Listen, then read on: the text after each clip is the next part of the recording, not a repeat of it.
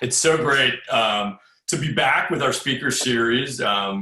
We rescheduled one that we had scheduled for Friday, so it's great to be back with everybody and to see some new faces and to partner with our friends at the Cleveland Institute of Art. So I want to thank Heather and colleagues from CIA for putting this together. And sitting in my fake Zoom background is the Stickbox, which is our makerspace on campus, and which is where our Veale Institute of Entrepreneurship is based. And let me first, because I didn't introduce myself, say who I am. My name is Michael Goldberg, and I'm the executive director of our Veale Institute for Entrepreneurship, and I teach at Weatherhead. And our offices for Veale are at ThinkBox when campus reopens. And one of the amazing things about ThinkBox is it is a community makerspace and open to the community. And we've had great partnership, both formally and informally, with the Cleveland Institute of Art, and seeing students from CIA and faculty from CIA and graduates from CIA creating and using some of the different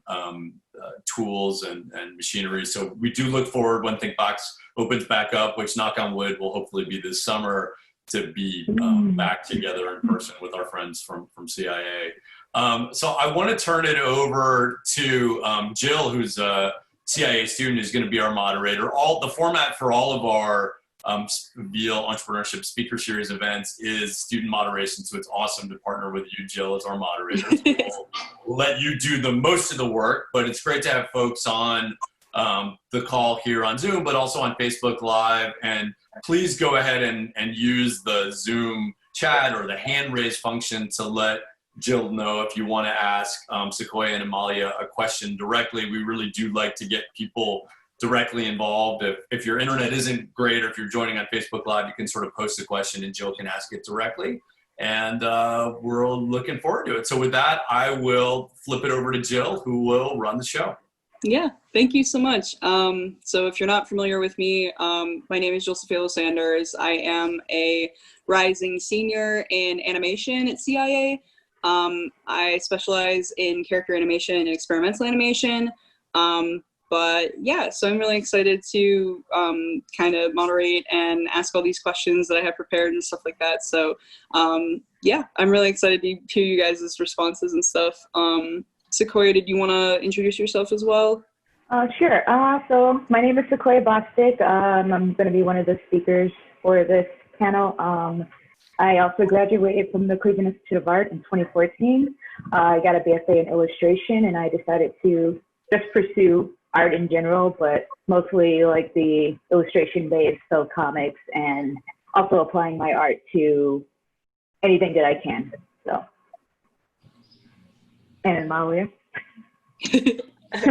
Hi, I'm Amalia DeGirolamo. I also graduated from the Cleveland Institute of Art in 2014. Same class as Sequoia, also illustration. So ever since then, been dabbling in comics and zines on the free time, in my free time. But as my day job, I work full time as a illustrator and graphic designer, mostly for everything from apparel to like hydration and food products. It's a little bit of everything. So yeah. Mm-hmm. And Amalia, we haven't talked yet, but hi, nice to meet you. Nice to meet you. Yeah. Yeah, real quick, I saw your work on Instagram and it's amazing, by the way. Thank you so much. Job. I was about to say the same for you. I absolutely adore your work. It's thank you. Phenomenal. So awesome. So without further ado, do you guys want to jump into the questions? Sure, go ahead. Okay, great. Sure. First off, I wanted to start with, could you just explain what Vagabond Comics is to people who might not know how it works or what it is, and kind of what inspired you to create it? All right, you can go ahead, Amalia. Okay. So we started Vagabond Comics back in 2015, about a year after we graduated. So, we were a year out of school, and, we were in the process of trying to find footholds for our careers and figure out what we wanted to do. And around this time, we also started going to comic book shows Specifically, we started out at Genghis Khan, which is the local indie comic show that happens every fall here in Cleveland. Highly recommend it. So we were thinking, at this point, we really wanted to kind of find a platform to kind of motivate ourselves to create work and to showcase our work. And a bunch of our friends were in the same boat, where we know all these talented people who are fresh out of art school and weren't doing anything with their work. And so we wanted to kind of create an excuse for them to do that.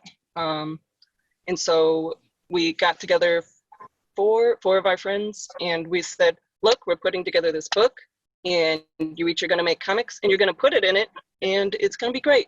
And then, so after almost a year later, and a lot of herding cats and postponing, we finally got out the first issue, and it turned out great, and we've just been going ever since. Sequoia, anything to add? No, that was pretty much pretty much it. Like we did find it very challenging at the beginning because, like, I don't know, you're gonna experience this because you're going to be a senior this year, but the burnout is real, and motivating yourself to do anything after graduation is very hard. So like, I was very happy that we were able to like put this together. Like, after going to a few shows, we saw that there were like people kind of doing something similar where they wanted to just like, you know, create work just for the sake of creating it. But also to like, after working in like the art field for like a year, wanting to do something that's kind of our own thing that's not connected to a corporation or to like a company or anything like that. So, yeah. Well, and I guess I just realized I completely skipped over the part where I explained what it is. So,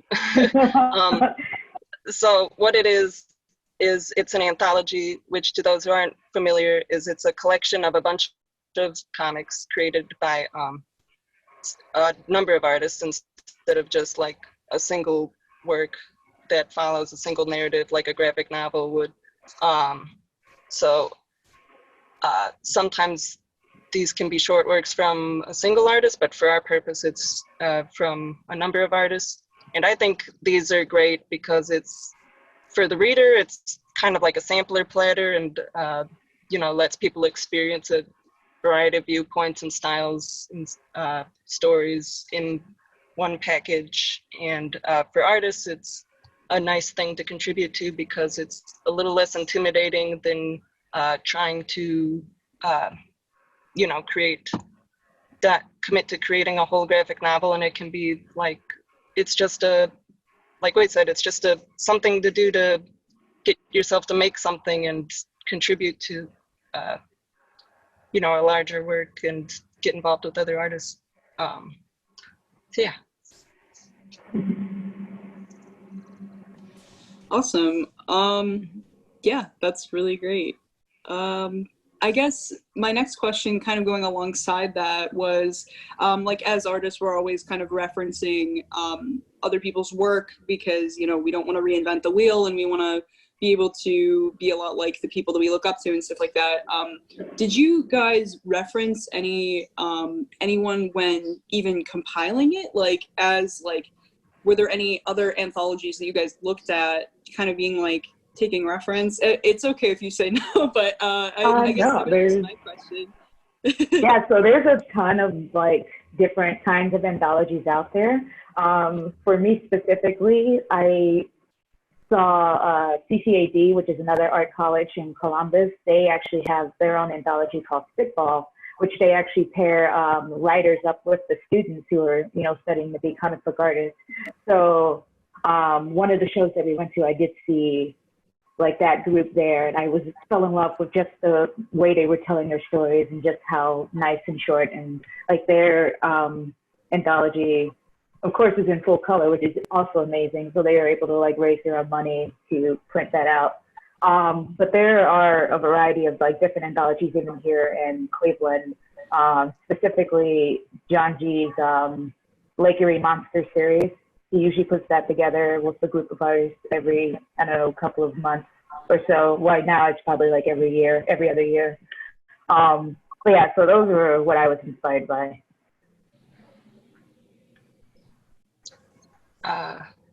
Yeah, I guess for me, anthologies were kind of a newer thing to me. I think what really introduced it to us is like kind of like, oh, this is something we could totally do, is that a show in Columbus, there's a woman named Canada who had talked to Sequoia about like a jam comic or an anthology she had started with her friends, and then that's when Sequoia was like, oh, we should look into this. And then I was like, oh, no.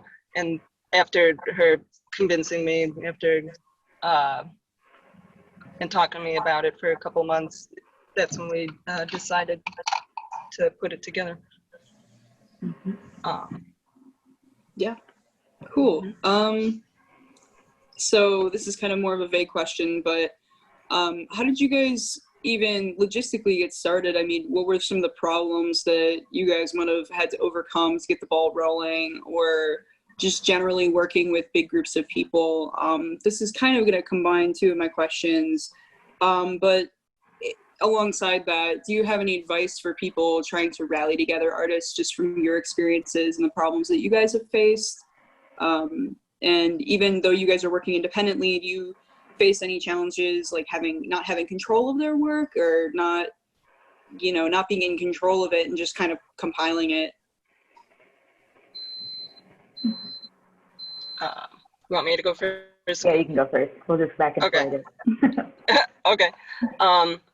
So yeah, there's this, starting it has definitely been a learning experience, working, wrangling groups of people and just working with people in general.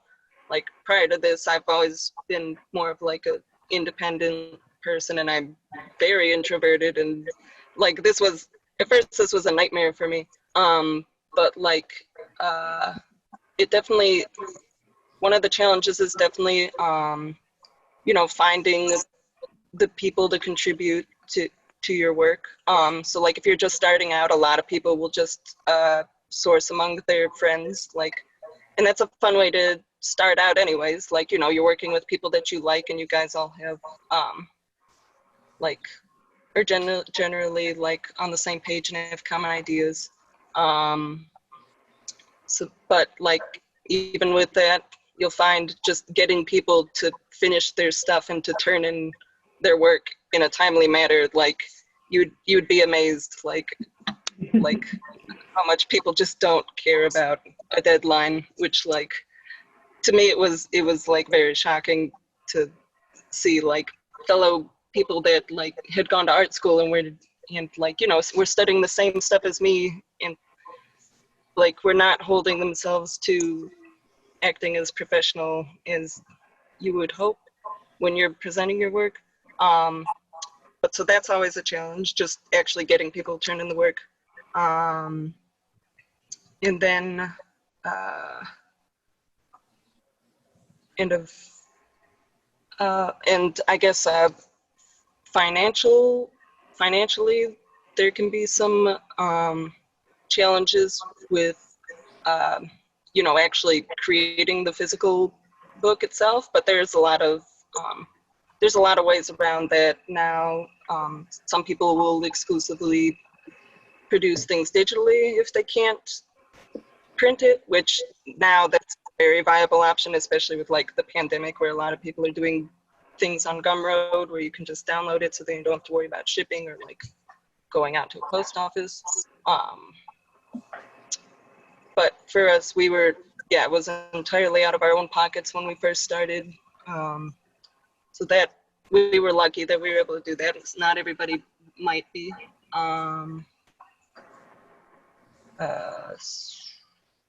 Sequoia? Sorry, I lost my train.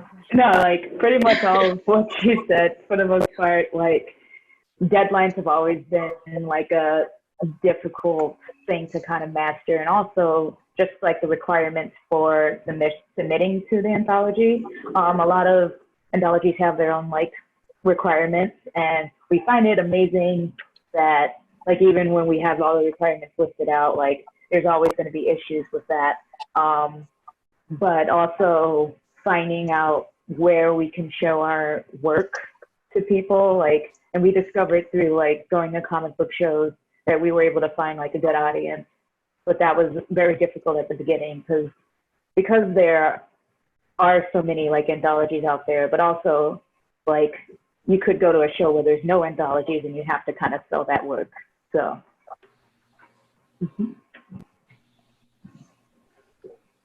Gotcha.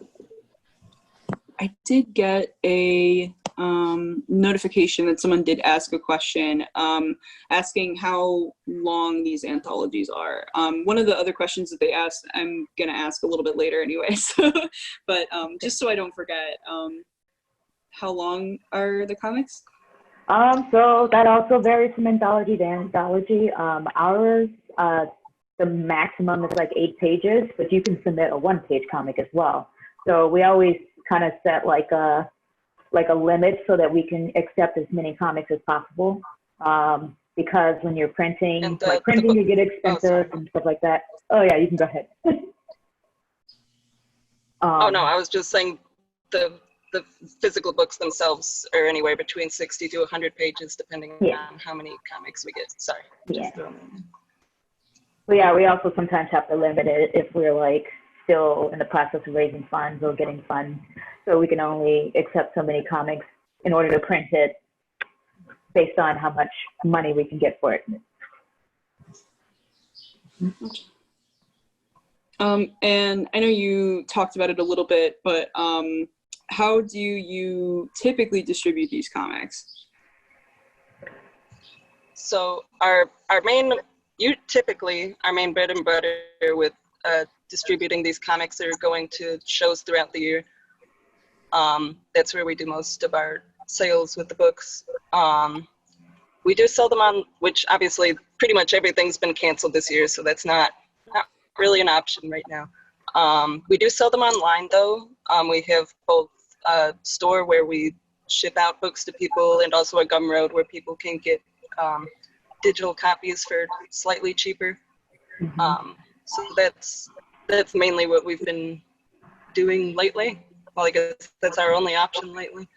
Yeah, and also like before the pandemic, sorry. Were you? No, you're good. Okay, cool. But we also distribute to like local bookstores and comic book shops. So we try to get our books into especially like locally owned comic book shops like Carol and John's and Max Backs. So communicating with those bookstores in order to get our books in there in some form of consignment or just to buy wholesale. That way, you know, you can find the book anywhere. Gotcha. One of them was a little bit, I'm not sure if you're going to have like a great answer for this, but I'll ask anyway. What would you say is really the goal of these comics or the main takeaway you would want the reader to have? I know that each story is independent based on the person who made it, but was there anything that you feel, at least generally as a takeaway, or you would hope that people would take away from your anthologies?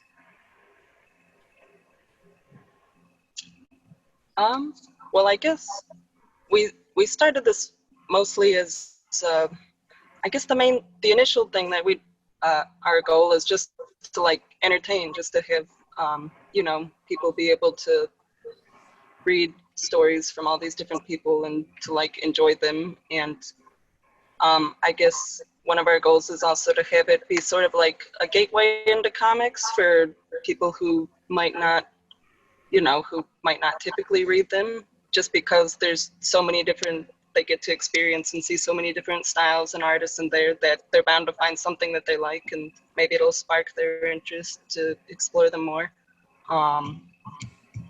So that's, I guess that's what I would say.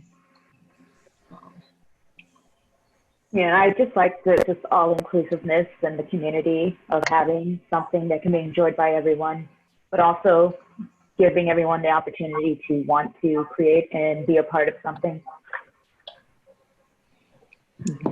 Yeah, I actually just got a question from David. Would you want to unmute yourself and ask the question, or would you rather that I read it? Go ahead. Well, since I'm going to unmute, I'll ask the question.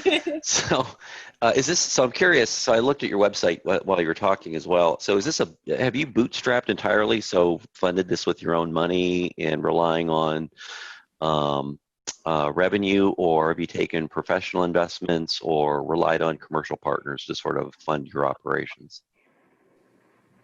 So this is purely like out of our own pockets. Like for me specifically, it's not really about the money. It's more about just creating a platform. We do like get sales, like, use the sales to purchase more books, to print more books. And if we have any opportunities where we can pay our artists, we try to use that money for that as well. Amalia. Yeah, what Sequoia said, like, this is definitely out of our own pockets. It started entirely out of our own pockets, and as we've gone on, the sales from shows and books have been able to kind of help it propel itself for the most part.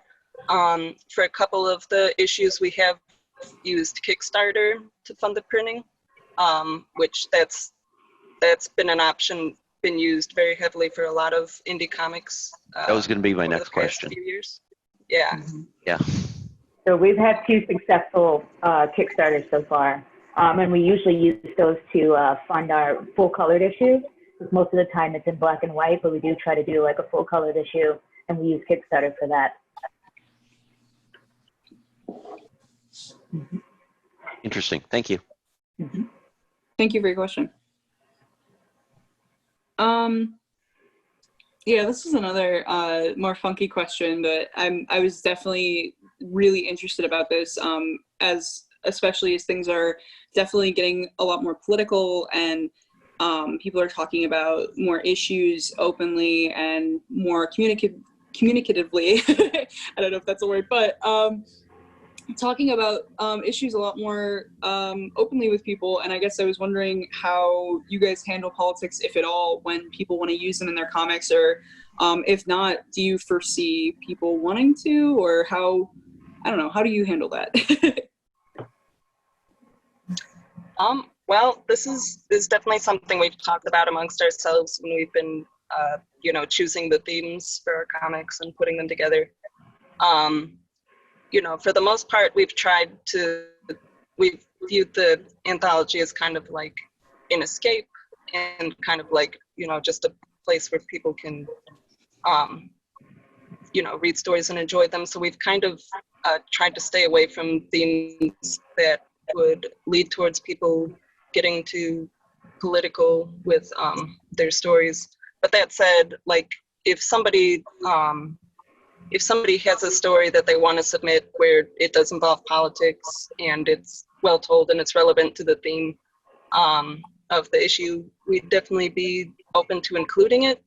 And who knows, like you said, things are changing, and there's important issues that need to be discussed. So as things move forward, it might be something where we'd be open to looking at seeing if we could get more involved with, as far as like, being a platform for those stories. But for the most part right now, we don't feel that we're really the right platform to be showing those, especially when there are so many other comics artists who are doing it much better and in a much more informative fashion.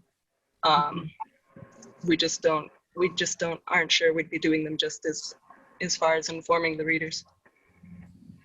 Totally agree.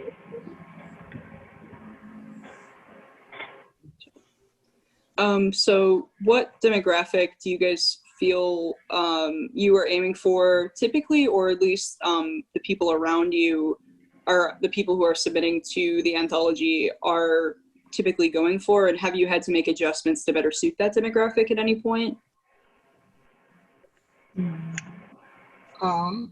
Well,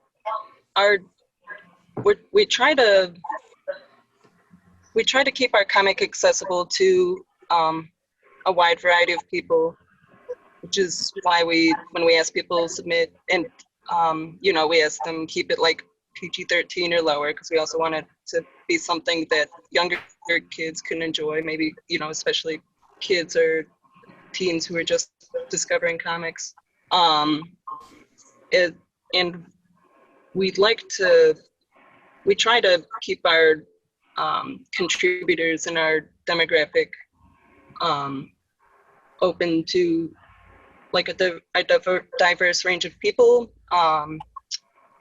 As far as contributors, we have a pretty wide swath of people. We have a lot of LGBTQ folks, although the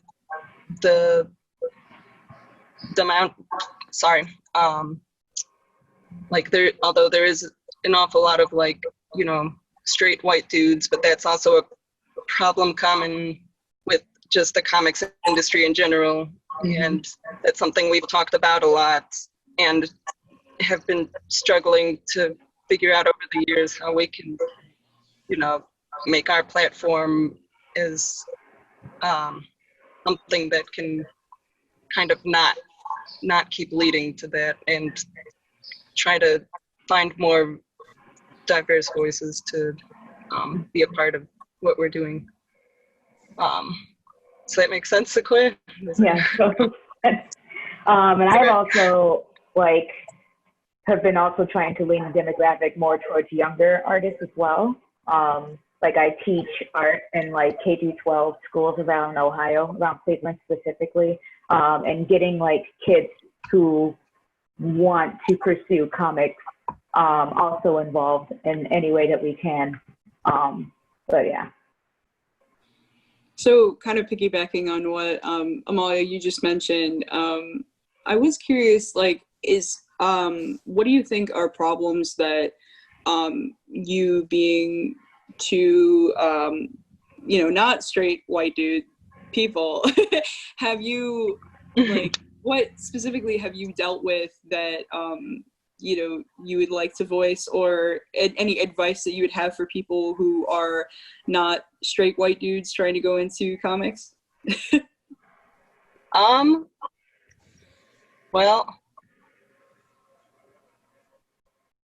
My opinion's not, I'm also a straight white woman, so though, just letting you know. Let me think. I guess just my recommendation would just be just to keep making work, and sometimes you have to seek out the voices that you want to hear the stories from. So if you find an artist or a creator that you admire who doesn't fall into the usual demographic of straight white dude, support them, follow their work, see what they're doing, surround yourself with the people that you want to, whose work you want to emulate, or or the people that you want to work with.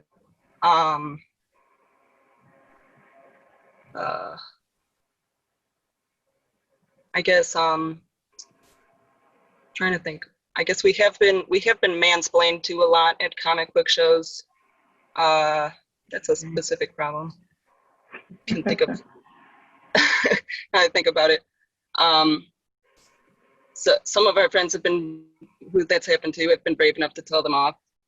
We tend to just nod and accept that this dude isn't worth our time, and you just got to be able to respect your own work and keep doing what you're doing. I guess, Sequoia, as you would say, #spite? #spite is what I say. Yeah. Oh, man. Yeah, that is a very common problem. And also going to shows and people not believing that two women are running a comic book thing successfully, because it's usually a very strong men-driven career.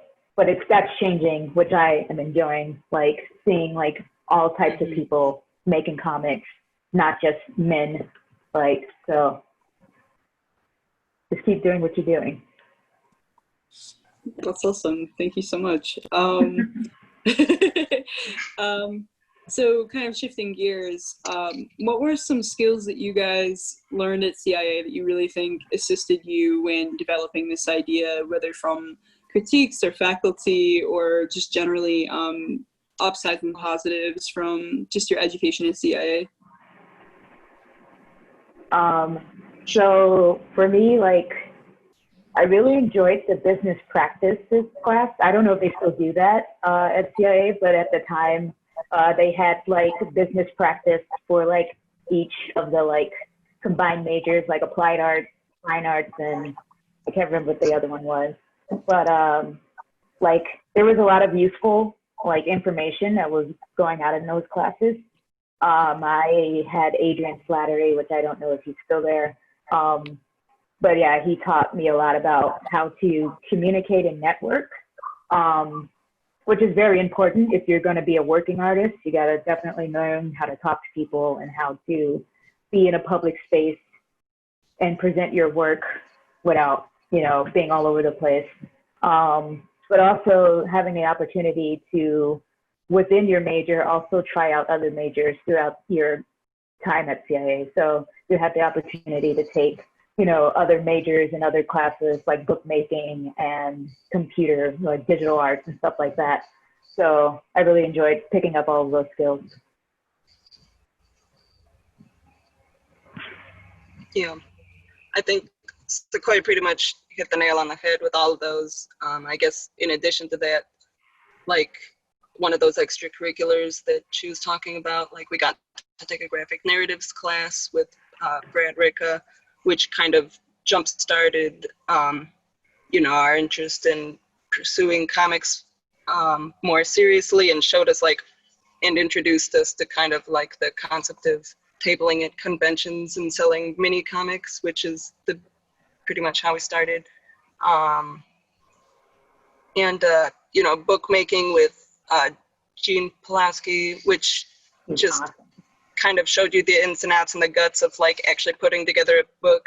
And so that's been very helpful, like editing the comics and creating mini comics, and just putting more care into how you present them.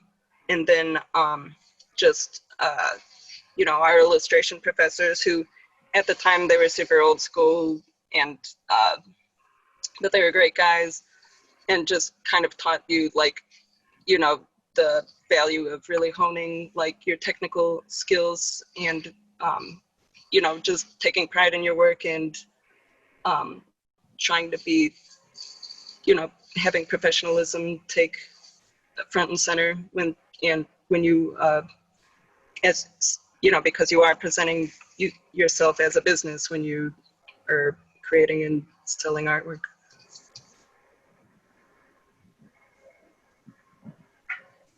Great, and I think we do have a couple of questions. Elizabeth, did you want to introduce yourself and share your question, or would you rather that I share your question? I can share it. I introduced myself earlier, but again, I'm hello. Hi. I'm a rising junior at Case Western, and I'm an intern at the Veale Institute. I'm not an artist myself. I've dabbled in photography, but otherwise not really. But I do have quite a few friends from high school who are now, you know, pursuing art and going to art school. So I was just wondering, like, I believe if I'm remembering correctly, you both have experience with being freelance artists. And in general, it seems like being a working artist goes hand in hand with entrepreneurship. So I was wondering if you have any tips for young artists about how to advocate for yourself professionally and create a career out of your work, and what has been the most helpful in your own careers. I know you just touched on this a little bit, but I was just wondering. Sure. Do you want to go first, Sequoia, or you want? Please go ahead. Okay. So I guess, you know, some tips. Just never, I guess the first thing, just never stop making stuff. You know, you always want to keep yourself in practice. That's important. Like Sequoia said, the big one is networking. It's a pain in the butt sometimes, and I know a lot of us are giant introverts, and it is like the worst thing ever. But like, you know, that it really is like one of the biggest catalysts for like starting your career and continuing your career and finding work is like, you know, getting out to places where you can meet other people who are creating work and sharing opportunities. Like a lot of things for us came from even just like going to the local drink and draw meetups where we met a lot of other fellow artists that were involved in the community, and over time you become friends with them, and you know, you guys swap tips, and like if somebody's involved in a show and they'll be like, oh, do you want in on this, or like, so networking is definitely a big one. And then I would say like take pride in your work. Like, you know, how you present yourself is very important. Like, you know, nobody's gonna respect you or hire you if you don't respect yourself enough to, you know, present your work proudly or cleanly, and also like if you can't even show your work professionally, nobody's going to take you seriously as a professional. And I guess on that point, always have something online where you can show your work. You don't necessarily have to have a website, but even like if you just have an Instagram where you populate all of your work, or if you just make like a Behance or something, but like it's like super important now to have an online presence, like where if you meet somebody, they'll be like, oh, where can I find your stuff? Like, and you don't have an answer, like that immediately kills so many opportunities. I guess those are the main ones. Anything to add, Sequoia? Definitely keep track of like your expenses. I would say that's also very important if you're going to be like a freelancer or working artist. There are plenty of platforms out there to do that, but also like if you are continuously getting work, to keep track of those clients so that if there's work that is needed to be done in the future, like you'll always have like a Rolodex to look back on of people that you have worked with and that you can continue to like go back to, or they can come back to you when they need the same or similar work to be done. Networking is important. Also, like finding ways to get your work out there is very important as well. Stuff like Vagabond, you know, places to share your work. Art shows like the Day Glow shows are really fun, like kind of all inclusive. You can be any kind of artist and participate in those kinds of shows. But yeah, connecting with your community is also really important. Like when I moved here from Tennessee, I didn't know that there was like an entire artist community. I just knew there was an art school here and I really liked it. And then I found out that there's an entire artist community as well as an underground comics community that, you know, takes place in Cleveland and in Ohio in general. So definitely keep your mind open in terms of what you can do within your art.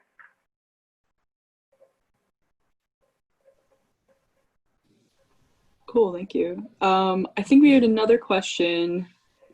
Oh wow, we're getting a lot. That's great. Erin asked, would you like to introduce yourself and read your question, or would you rather I read your question? Oh, yeah, I can read my question. Thanks. My name is Erin Smith, and I'm a research librarian here at CASE, and I'm really interested in how creators communicate, and most of the artists and illustrators and comics creators that I follow are on Tumblr and Twitter, and you mentioned Instagram. And I'm just curious, how much does social media drive your presence, and do you get a great deal of interaction from particular platforms? I do get a lot of like interaction on Instagram specifically. That's the one I use the most.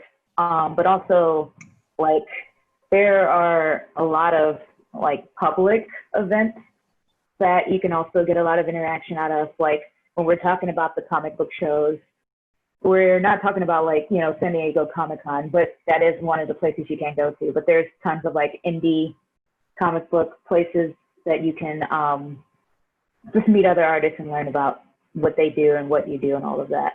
I guess, yeah. Yeah, I think it's super important to have like some sort of social media presence as an artist. I use Instagram a lot, and I think Vagabond, we've been kind of quiet on there lately just because there hasn't been much going on. But that's also where we've gotten most of our interaction and kind of audience around it is from Instagram. I think just because it's more visual platform. But I know there's a lot of comics people on Twitter. I think because it's more instantaneous and it's easier to share information more quickly there, I think. What was I saying? But like we found out so many opportunities, and like Sequoia said, shows, and found artists for the anthology through social media. Like recently I just got a small freelance opportunity because somebody who follows somebody else that a mutual follower of somebody that I follow on Twitter, like reached out to me. Like, you know, like that's just how things are happening now. And people are forming their own communities on there. And it's especially now when like events and meeting in person aren't always possible. I think a lot of people are gravitating towards there even more so.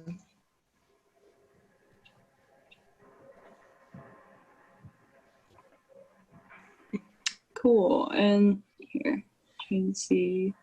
We did have some more questions. I think Rob was the next one. Double check.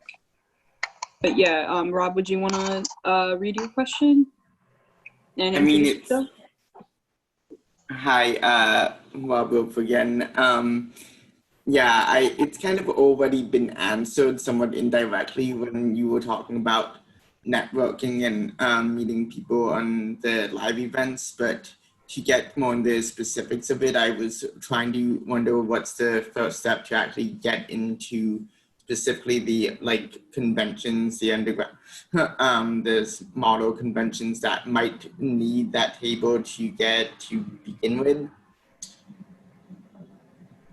So how to get into the shows. So a lot of shows have online forms that you can fill out. So throughout the year, well, not this year, but usually throughout the year, there's applications and that are released for different shows. There's, I think, is it 3 major ones in Ohio? There's Space, there's Genghis Khan, and there's CXC. But they release their applications to have a table throughout the year, and then they will pick you out of, those application forms. Some of the shows have it where all you have to do is sign up, and then you can be a part of the show. But they will have that kind of stuff listed on their website. And I think you can go online, and I know there's a website, was it through the MIB maybe, that has a list of comic book conventions throughout the United States. It was Broken Pencil, sorry. Broken Pencil, It was so Broken Pencil. Yeah, called Broken Pencil, that will allow you to look up shows that are happening, and then you can click on the link, and then it will take you to their page and tell you when their applications will be open, and then you can go from there in terms of applying to the show. Yeah, I think that's it for the most part. Once you get accepted, that's up to you and how you set your table up. That's a whole nother thing about how to present your work so that it's it's easy to approach and easy to show the work that you're trying to sell. But yeah, we can talk about that another time. Amalia. Yeah, I meing Sequoia covered it pretty well. There's a whole bunch of shows out there, and it feels like new ones are getting made every year. Now, a lot of them have been pivoting to digital marketplaces or hashtags or online workshops. But in the future, you can head to that list. I think Sequoia was going to share it on there. Mhm. I think but- Matt shared it. Thanks, Matt. What's that? I said I think Matt shared Oh, it. thank you. But yeah, so it's just look around online, ask around, people, you know, read through the shows to see if it's like the audience, to see what they're looking for, to see if you kind of, if it's kind of the audience or the scene you're looking at, because, you know, some of them are more towards art books, or some of them are more towards zines, some of them are more mainstream comics. And some of that comes with a little bit of trial and error too. Like sometimes you'll get to a show and you'll be like, oh, whoa, this is not my scene. But, you know, but you get to still meet cool new people anyways. But I think it's a super good way to get into the scene and meet new people and see what other people are making. And a lot of the smaller indie shows are like super accessible as far as like pricing goes. Like some of them are anywhere from, some of the smaller ones are anywhere from like $15 to $30 a table. Some of them are even free or offer like scholarships that you can apply to so that you can table for free there. So it's just, yeah. There's just too many shows to list as well. Yeah. And they're like all over the country too. So like wherever you are, you can find one. And even if you don't get into a show, I would totally recommend like just going to one, just to, you know, go for the same reason I suggested tabling in one, to go see what people are making and talk to the artists. And it's just a, you know, just do it. It's cool.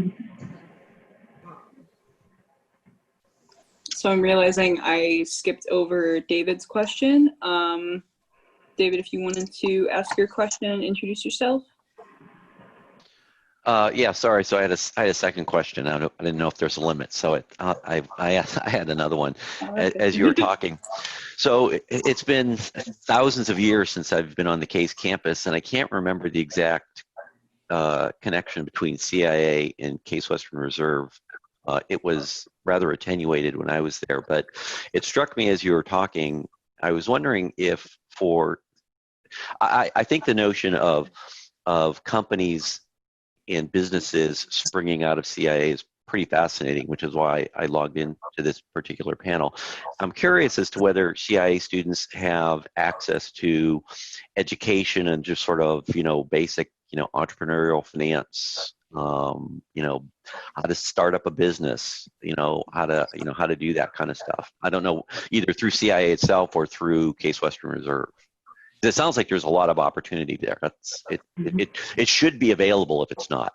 That would be my reaction. So like I said, I know they had the business practices classes happening while I was going there between 2010 and 2014. It kind of covered a little bit of everything in terms of like running a business, but also, you know, incorporating your art into it. I'm not sure if they still do it, but I guess Jill could probably answer that, and so can Heather. Yeah, I was gonna say, actually how I know Heather, she did teach me a lot about finance and stuff like that, but there were different things you could sign up for with that class. It was like a professional practices class, so you could take an entrepreneurial section of it.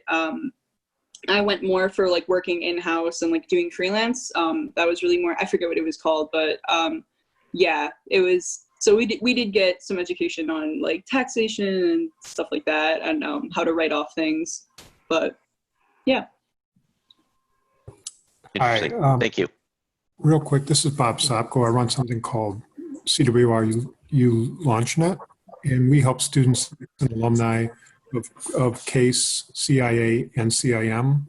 All you have to do is make an appointment with us, and we can help you. And if you two would like to reach out to us, if we can, you know, provide any input for you, we're more than willing to do that. We'd love to do it. And actually, the interface of CASE students and CIA students when they work together on something can be remarkable. Mm-hmm. So individually and also collaboratively. And I've got my contact information on the side. Very good. Yeah, I know. I think I've seen some like engineering, like art projects come out of CASE during like the fashion shows. that CIA started putting on at MoCA. Yeah. It was really awesome. It Yeah, was just the like late blending art show and or technology. something. Yep. Yeah, Yep. it was so cool. It rocked the house. And we're at CES, the largest show of innovation and discovery. And almost every year, we've at least one CIA student has joined us to that. Mm-hmm. I also know that I got a lot of information from the teachers that also work at CIA, because not only are they teachers, they're also working artists. So they can also provide input into running your own business or starting, you're working yourself as a working artist. And also just kind of exploring resources on your own. ThinkBox is a fantastic place to learn about how things are made and how to get things done, I guess. All right. And then we have one last question, just because we're running out of time. Matt, did you want to ask your question?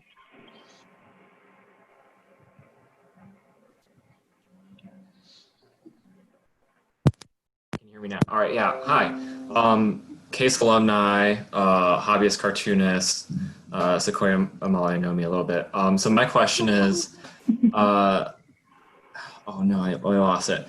What do you think the local comics community / ecosystem needs right now to financially, organizationally, and socially to stay strong, including the pandemic, including a whole background of how do cartoonists get paid? I know you two are extreme cornerstones to the Cleveland comic scene, so indie comic scene. So I thought I'd ask.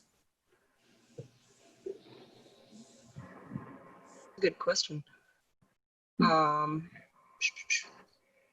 I know a lot of the things I've seen have just been yeah, that's something to think about. My first thought just goes to organizing things to create within the community, benefits, as if we were to do a sort of, I've seen people creating zines or other anthologies where the profits will go to the artists, or organizing online marketplaces. I think that's the main thing that would be best. Is I think we need more organization in creating a space, virtual, I guess it'd have to be virtual, where people can come together and share opportunities or sell their work, or because I'm not sure that there's really anything going on like that right now in the Cleveland's comics community. And I guess that's something we could look into with, Genghis Khan was supposed to be this year, perhaps with having it pivot to a more online marketplace sort of thing, or using it as a platform to create opportunities for people to share their knowledge or work.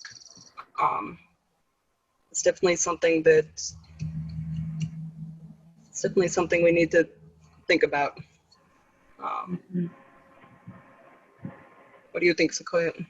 Along the same line is that, but also introducing probably some grant funding that artists can apply for, specifically comic book artists, because I know there's not a lot of that out there to create work, or even, like you said, some sort of online event that is more catered towards comics and also towards your community, so that you can get the specific people that you want to communicate with. So.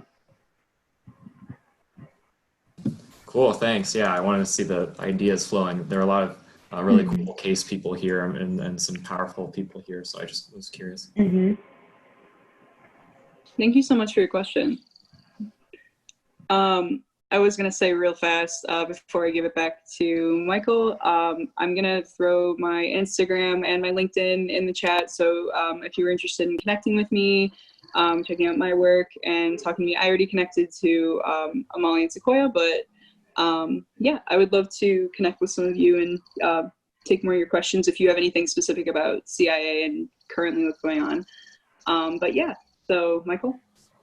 Right. And Jill, thank you so much for moderating. You did a great job. Awesome. Sequoia and Amalia, thanks for sharing. I mean, this is our first event that we've done in partnership with CIA. And David, to your question about linkages, there are some really interesting linkages given our proximity, given some of the institutional things that we do together, but there's room to do a lot more.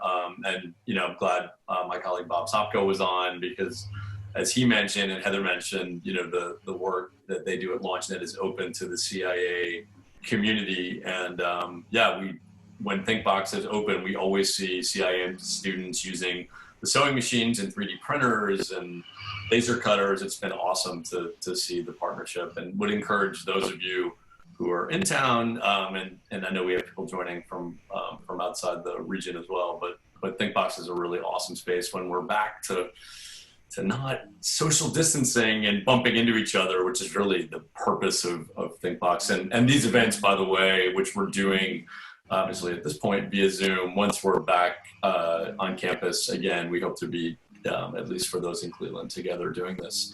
But Sequoia and Maya, thank you for sharing your entrepreneurial journeys, and I really wish you the best of luck in what you're doing. Thank you so much. Thanks for having us. Just a couple Thank you, Joe. housekeeping quick things. We'll be back next week. We usually have in the summer months, we got about 2 of these a week. We have Chad Zimmerman, who's the COO and founder of Maha Global. He's done a lot of work in the healthcare space. He'll be with us on Tuesday at 1 o'clock. And then next Wednesday, also at 1 o'clock, is Nick Neonakis, who's a Weatherhead grad.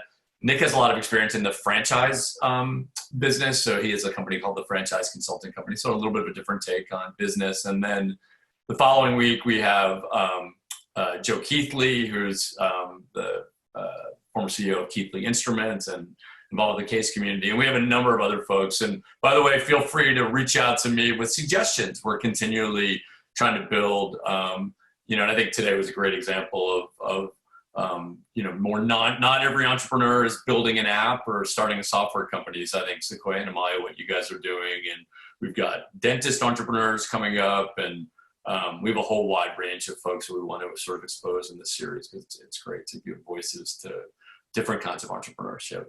So with that, again, thank you for those who joined with us today, and look forward to seeing you back on a future session, and let's keep in touch. Thanks, everybody.